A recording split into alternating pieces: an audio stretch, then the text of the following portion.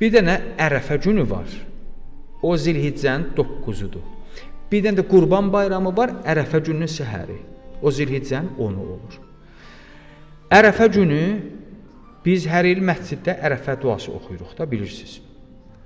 Təsadüf eləyəcək ayın 26-sına, mayın 26-sı Ərəfə günüdür. 27-si Zilhiccənin 10-u Qurban bayramıdır inşallah. Mən nə iş görüm, ilahi sən məni bağışla da. Çox maraqlıdır. Hədis var. Deyir, hər kəs Qədir gecəsində bağışlanılmasa, onun işi qaldı Ərəfiyə. Ərəfə mərifət günüdür.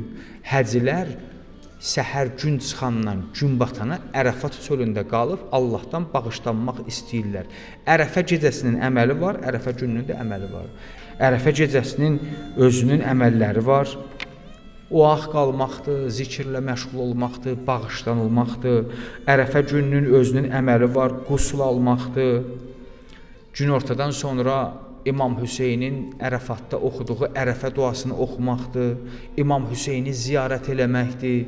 Çox maraqlıdır. İmam Hüseynin ziyarəti bütün mühüm günlərdə İmam Hüseynin ziyarəti, baxın dua kitablarında ki, Qədir gecəsidir İmam Hüseyni ziyarət elə. Oxu da Ərəfə İmam Hüseyni ziyarət elə. Qədirxum İmam Hüseyni ziyarət elə. Beysət İmam Hüseyni ziyarət. Niyə? Sual, niyə İmam Hüseynin ziyarəti bütün ən mühüm günlərdə tövsiyə olunur?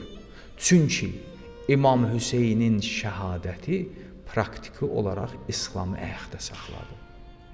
İslam məhv olurdu, İmam Hüseynin qanı töküldü, İslam yenidən doğuldu. Deyir, bu yeni doğuşu unutma. Mühüm günlərdə yeni doğuşu gərək yad eləyəsən. İmam Hüseyni gərək bütün mühüm günlərdə yad eləyəsən. İmam Hüseyni ziyarət eləyəsin, Ərəfə günü çox savab olur. İndi mən gedəmədim, Ərbəyində istəyirəm gedim, yol bağlıdır, pulum yoxdur. Deyir, otu elə İmam Hüseynin ziyarətnaməsini oxu.